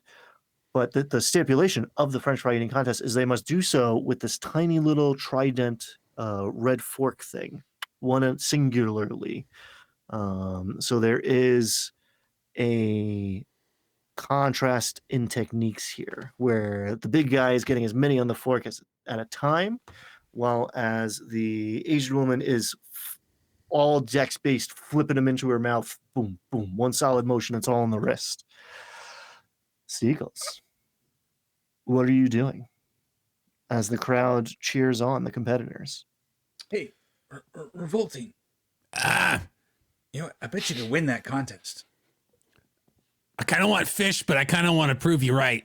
Yeah, I bet you could eat more French fries than those two. Okay, do I poop before or poop after? Just daring. Trick question, both. As I drive by, try to shit, and then go down and swoop up the fries, and then also leave more shit, and then go towards where the next fish shop is. And I'm obviously going to try to seduce the woman flicking the French fries. I'm going to try to seduce her so that she will give me the rest of her French fries. All right. Oh, and Dishonest. as I'm swooping by, I also cough in everyone's face, open mouthed. And dishonest Seagull's just gonna sneak off, solo mission, gonna try to grab the fish while these guys are distracting everybody at the Oh, you bastard. the fry eating contest. I mean, all the fish for I would- myself. I would be disappointed if he didn't. Okay, we're gonna resolve these in the opposite order. So, Brad, roll me a d6 first. As dishonest Seagull goes around back, all eyes on the French fry eating contest out front. 2. That, my good man, is a failure. You forgot about the invisible barrier. And in your haste to sneak off while everyone is distracted, Right into the window. into the front window of Nothan's, slowly Electricity sliding got him. down. And you are the one seagull that can do math. And for you folks playing at home, it actually says maths because, again, British. I like maths being plural. It just sounds so much more proper. All right, you can count, and what you are realizing now is that you are down to the final 11 seagulls of this flock. This flock is bloodied. It's half, Been a rough half day. the flock it used to be. All right, revolting is going for the fish and pooping and coughing, Mm-hmm. which is generally revolting. Mm-hmm. Wait, you're going for the fish or you're going for fries? You're going for Well, fries. I was told I was told that I could beat the contest. So Yes. my plan was to fly over. Here's the order of things. I fly over, poop. Okay. I fly back, eat, cough in their face while eating, open mouth, while pooping, back again. 2 layers of poop, no more fries left, cough in their face is what I'm going for. Roll a d6, Okay. please and thank you. All right. You swoop in, pooping on the first contestant's Okay. giant heaping pile of French fries this guy's on the outer wings. He wasn't really a contender, right? Compared to the average man, he's eaten way too many French fries to live already, but he's slowing down. And you just poop right in the middle, and you see the complex emotions play out in his mind: confusion, relief, revulsion. Mm. And the guy next to him stabs you with that little fork Oh, that they're using to eat French fries. I gurgle up mayonnaise as I die. Ruining his giant stack of French fries as well. He's doing the math here. He's thinking about, all right, do I keep eating or not? Then that's the last thing you see is him like deciding whether or not he is going to continue to eat these fries that you just puked mayonnaise all over. And you are now a heavy seagull. Hey, sexy seagull, roll that fabulous D6 for me.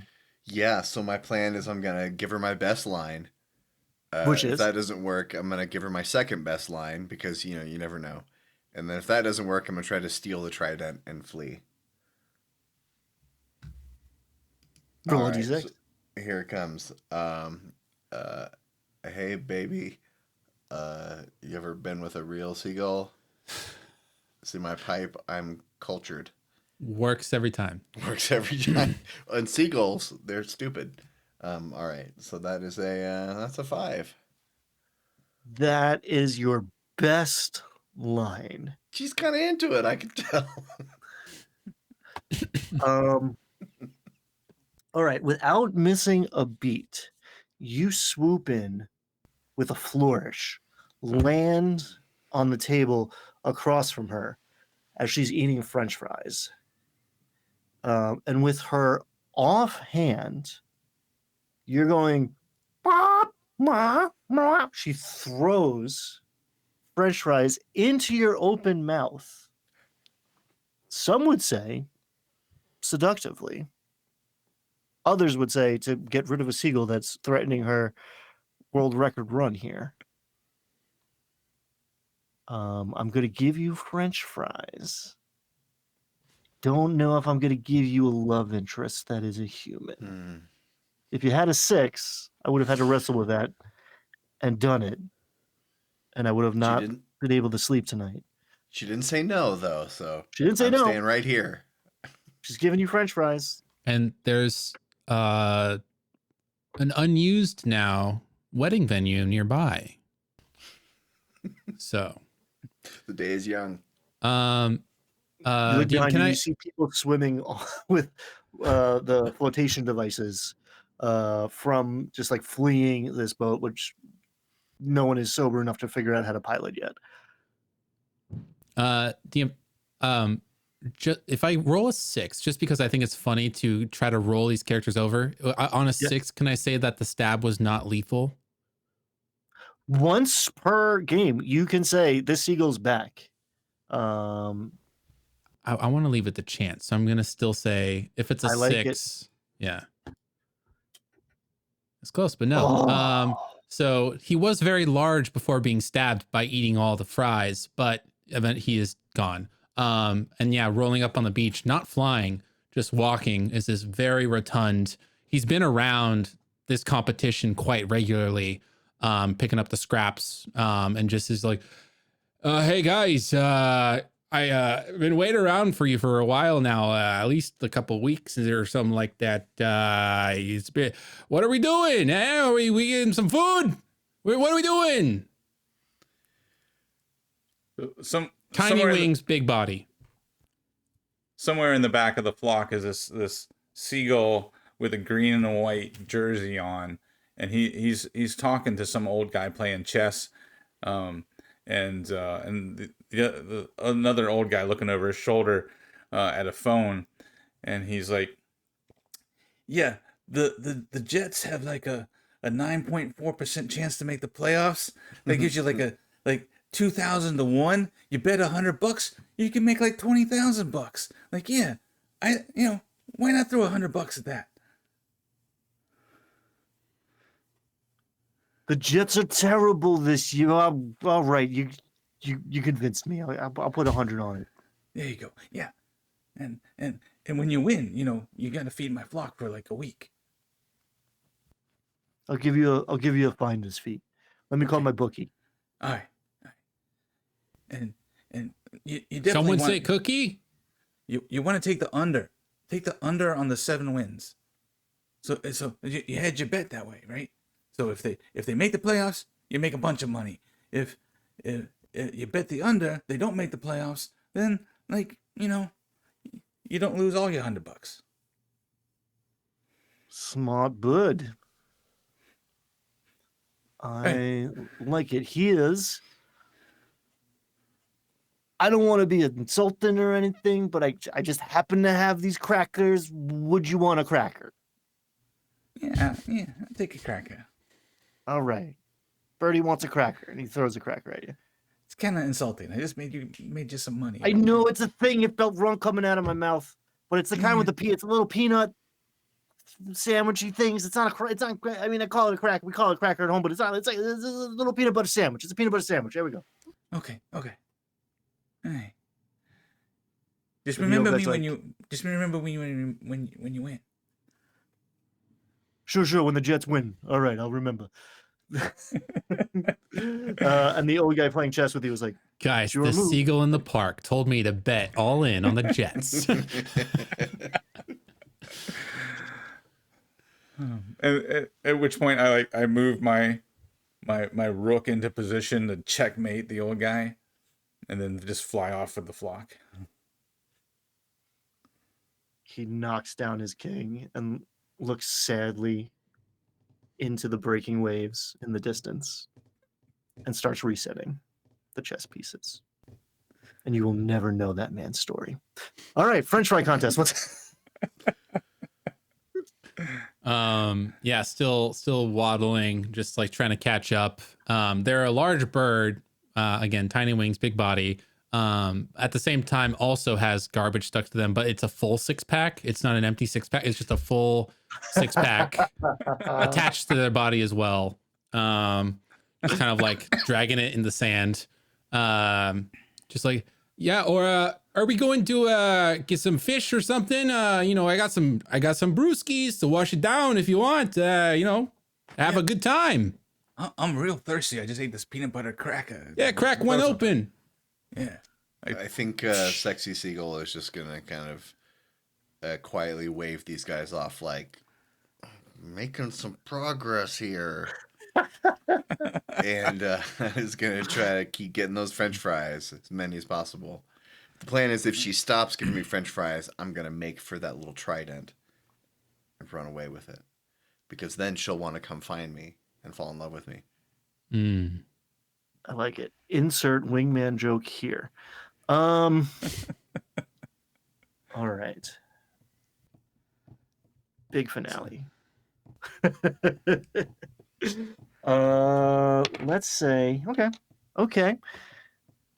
It's pretty risky moves on the table. We're trying to get fish out of Nothans. We're trying to woo the challenger to the French fry eating contest. We're trying to open a beer, all equally challenging for Seagulls. Everybody roll a d6. And if this person has a friend, I will try to wingman by dating the friend as well to help Sexy Seagull's chances. I'll whip around all the 5 brews that I have left on my back to try to assist. Yeah. I've already calculated. He only has like a 0.5% chance. Of Oh, She is mine.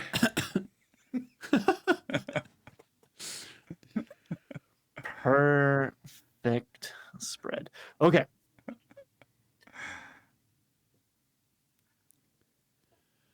You, heavy seagull, dragging a 6-pack of Bud Heavies, warm from the sun, 12 percenters. the big boys. You know what? They're tall boys. Dragging through the sand onto the boardwalk, doing your best to be the wingman to your buddy. You jump up on the table to what you can only assume is this woman's best friend, the giant fellow beside her, who is 3 times her size, who is just housing French fries. And he sees you and he makes eye contact and he goes, and inhales his tiny little French fry fork. And starts choking and making the universal sign for choking, which everybody knows is the universal sign for choking, except seagulls. They don't know that. They don't know shit about that. It You, looks endearing, like, oh, I love you. yeah.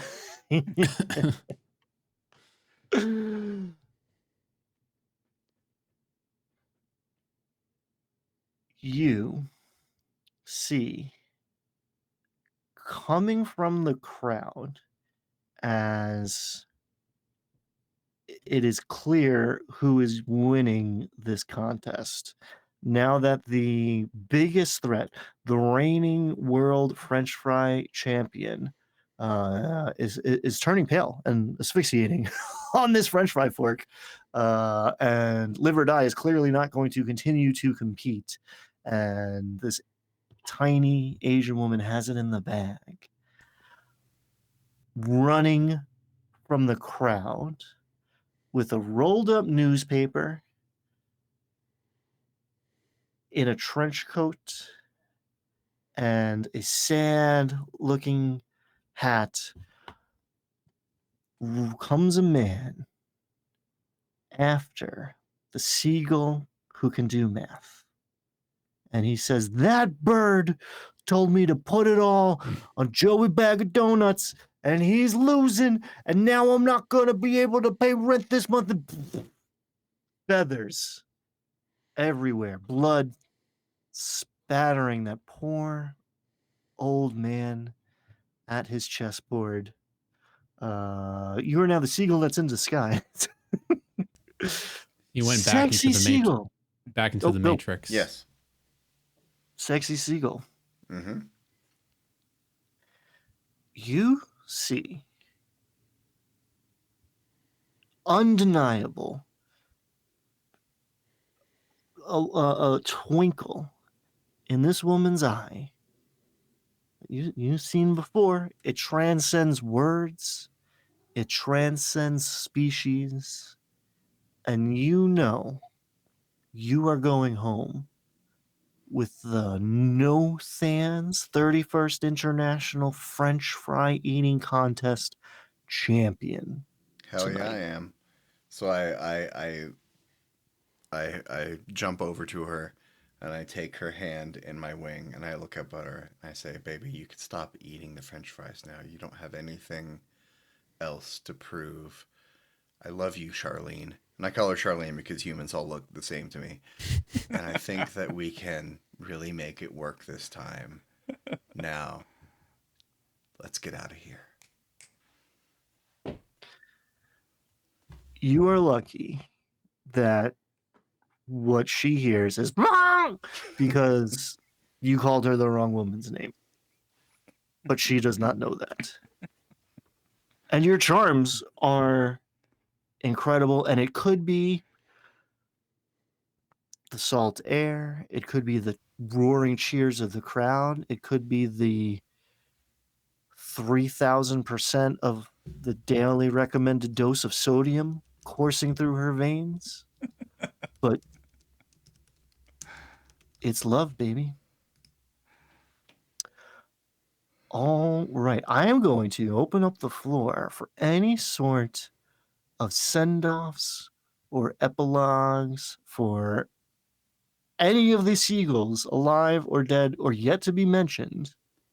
If you want to continue on any of their stories, now is your chance, gentlemen, as the NYPD from all directions, there's only really two directions they can come from on Coney Island. Sirens in the distance, helicopters overhead, the beach and surrounding amusement park have been called an area of disaster. There's whispers of perhaps terrorism, of these like drone-like incursions. Other people are saying it's the ghost of Robert Moses. There are people fleeing in all directions, heading for the subway, running down the beach in abandon.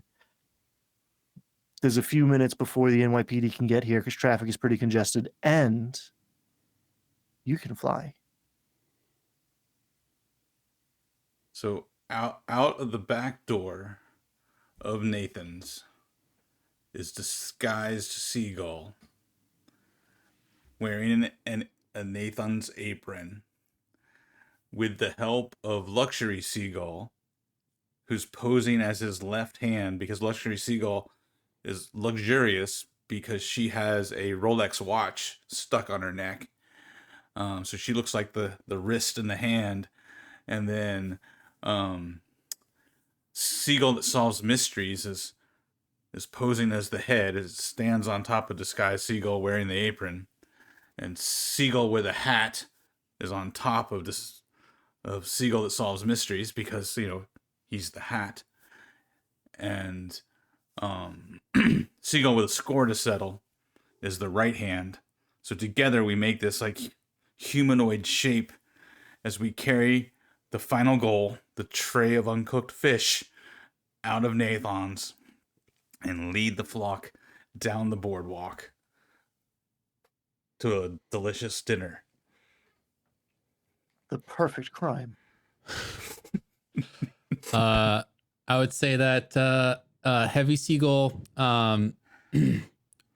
wants the fries that the dude's choking on, smacks him in the neck, giving him the Heimlich. He chokes, or he coughs it up. I save his life. He adopts me. I become the icon of the fry eating contest. But also I've become so viral with people like watching me on the phone of this bird walking with a 6-pack of beer. I also become like a Coney Island mascot of party time. So he becomes kind of iconic. He's invited to, it's kind of like the gopher. I'm like a pet that comes out once a year for this contest, and they like, how many fries are we gonna eat today? Oh, he ate them all. And then my seagull that got stabbed, that was originally surprising and then revolting, becomes also number 25, the seagull that smoked cigarettes because he had his pack of cigs. Very quickly in the hole that he got stabbed in his neck, it just goes, perfect way to end it. A little bit of mayo comes out and he actually dies again. That's it. You get to meet Pizza Rat in your media tour once you go viral. I think Sexy Seagull at first tries to make it work with Charlene, and they have some communication issues, and he wants to work through it because he loves Charlene, but he's always nervous that Darren is going to, just show up because he doesn't understand that this is not Charlene and she's not married to Darren, but he still loves her. But the thing that really kills their relationship is that there's a bridge near her house, and under the bridge and the railings they have all those little anti-bird spiky things, and just seeing that breaks his heart too much. He just can't believe that she would roost near a place that is so anti-bird and would commit these kinds of hate crimes. So the unhoused bird problem is a serious thing, and those little spikes, nobody wins. Nobody wins with the little spikes. So he eventually rejoins the flock, just a sexy bird. But he talks all the time about how he got to bang a human and how great that was. Like, he won't shut up about it. I was so hoping that you're going to be like, yeah, we were married for 30 years, tried to have some kids, retired to Florida, and then it just wasn't for me. That's amazing. I just see this person on the Maury show. I dated a bird for 30 years. Didn't know. And a young woman in the audience who was also duped. I thought it was a dog. I was duped by a seagull too. It was round like a dog. Yeah. All right, boys. That was one of the craziest things I've ever been a part of, let alone responsible for. The real shame is we had to stop right before French Seagull on Holiday. That would have been fun. Next time I play this game, I'm going to go down the list because it does get progressively better. And I did my best to churn through them. I killed a lot of you guys. I was trying. I was like, yeah, that. I dive into a vat of fry oil. Sure. You cast Fireball, which I didn't think was going to be part of this game. Yeah. Yeah. Well, that's why I used dishonest seagull to make us go to the other Nathans so that we could stretch it out and see how many more seagulls we could kill. Dishonest Seagull was fun. Very fun. Oh man, that was good. That is my new favorite game. Everyone's a seagull. All right. Hey, everybody. Thanks for hanging out with us as we embraced the chaotic madness of a flock of seagulls menacing New York and getting their fill of love and French fries. By the way, it wasn't said, but it's canon, right? We all have that hair with the two sides up and the swoop down the middle, flock of seagulls style. Every single seagull had that, right? I made several jokes in the chat about flock of seagulls, and I can't believe it's in my prep notes. Cool. Can't believe No, it's canon. No, it was unspoken rule of the game that was everyone's hairstyle was. There was one that had the cockatoo do. True. One of Brad's. Was that The Shark? tall seagull. Yes. Seagull. Tall seagull was a cockatoo. But yes, half of the any seagull that was not described, including the Don, had the flock of seagulls haircut. Canon. That's their Thanks gang for marker. watching. Stay tuned for more great content from the One Page One Shot Club Cartel Corporation Channel? channel. Woo! Company. That works too. Bye, everybody. Bye.